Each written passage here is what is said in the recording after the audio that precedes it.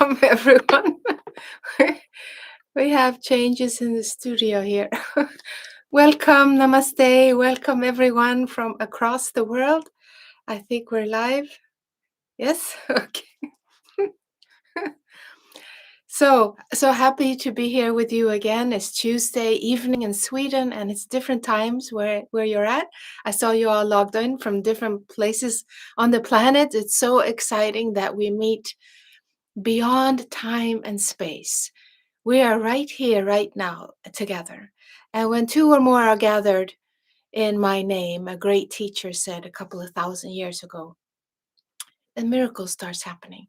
As we meditate, we pray together, that which is called prayer. It is putting an intention of what it is you want to manifest. So every Tuesday, if you are new to this channel, welcome. You're welcome to just join in, no matter what cultural or religious or non-religious background you have. This is for the intelligence of the heart, to allow the heart to speak and to be in the company of others who wants to do the same thing. And it's so exciting that we meet across the world in different time zones. It makes it very special also for the planet. I always feel a very strong presence of Mother Earth whenever we meet like this on Tuesdays. So our mother, the planet that sustains us and feeds us and gives us shelter that we often forget. We are so caught up into our own little problems or whatever's happening around us that we we forgot to look down and we forgot to look up because there are things happening in the sky, Father Sky, who gives us everything we need. So this world that we live in, this life, it is here for us. And this is a time that we live in now where people start to awaken to that, awaken to life. As we see the truth, the truth that there is no objective way that it is. And this seems to be some of the problems in our world today, isn't it? The leaders of this and that, whatever it's politics or whatever movements, it's not about trying to become the same, like we're all going to go in this direction. See, oneness that we are very passionate about on this channel, it's about connecting into that space of one, but being our own unique individuals and allowing and respecting that for another. So the world or life is an individual holographic universe. And that takes a lot to take in because we are kind of washed in our brain to think that it's something different than that. But if you think about it, we came here alone and we leave alone. But we spring from that one, and to have this experience of being an individual, not that when we awaken to oneness, it's not that we become some sameness, right? We are celebrating being an individual. At least that's what we do here on Tuesdays. And that's what my teachers, Sri Amma, Sri Bhagavan, who initiated this meditation that we're going to do today, they're very passionate about awakening and helping humanity, each one in our own way. This is what really hit home when I first was introduced to this phenomenon of oneness. It can be called anything, but oneness is a description of we are one. Just like the cells in the body, it's all one with what is called the body. Or the branches in the tree, they're different, but they're one with the tree. There's so many analogies you can make with this. So nature gives us that intelligence, and we access that intelligence very easily through the heart. That's what we often say, follow the intelligence of the heart, because there's something sacred in here. And how we relate to it, in what way, it's personal. It's not about like calling somebody and saying, I know how it is. You do it this way. Everyone needs to discover this in their own way and find their own way to express. The important thing is that it starts becoming a reality, right? You start actually living that, living from the heart. And the interesting thing is that science is catching up with this. So it has been discovered through science that the brain is actually listening to the heart, meaning there are neurons in the heart that are similar to neurons in the brain, a part of that is sending signals. So the brain is waiting for some instructions. And if we carry a lot of hurt and a lot of unresolved emotions in our heart, then the brain starts creating that kind of a picture of reality.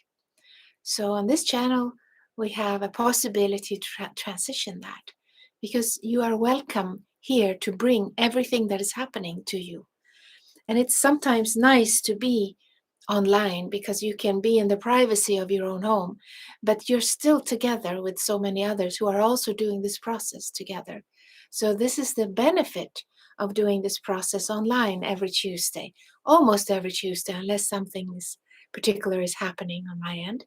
But this Tuesday evening I've been holding for years for this process, and to go deeper and deeper into that state of oneness. Because we as an individual, we have our conscious mind, but we have our unconscious mind. And globally, collectively, also collectively on this call right now, we also have a conscious mind, and we also have an unconscious. So that's what we are welcoming. Whatever feelings or emotions, what needs to come up, it can come up during this program. And you can feel free to bring anything. And I'll share with you a secret. When I first started this process, I was introduced to this about 20 years ago, and it changed my life completely. And the way it changed was, I was thinking that I cannot think anything negative. I should not have any negative emotion. I was conditioned like that from my path in life, just working on myself, being a spiritual seeker for so many years, living in Los Angeles for many years, taking part of all the New Age, whatever they had, and from the Sweden, the Christian church, and trying to figure this out, how to be a human being. Then when I was introduced to oneness and Amma Bhagavan, I discovered that teaching to, it actually came as a reality first, and then I saw, it's a teaching. But it's not a teaching that we're here to learn and memorize and try to live by. But I discovered that we are safe to feel anything, have any negative thought, any negative emotion, if they come up. And that's really the key and the secret to liberation, to awakening and the enlightenment process. But the other key element, so there's two keys. The important key is you call upon the divine when you do experience anything negative. You say, please be with me and help me go through this. Help me accept that this emotion is here. So those are the two keys that we can keep in mind for today's process. We usually do some prayers and little meditations and breathing exercises, and we bring in one of the teachings of Amma Bhagavan. I have a book, and I usually pick a teaching for us, and it will go where it needs to go. So it's not like we have to figure anything out. And any kind of situation in life, I have found that grace finds a perfect timing for everything. If we have an urge for something, we can put it into a prayer together with the divine to have it manifested. It will manifest when the divine timing is right. So it might not come right now, but it will come at a perfect time. And when it comes, it's a Swedish saying, is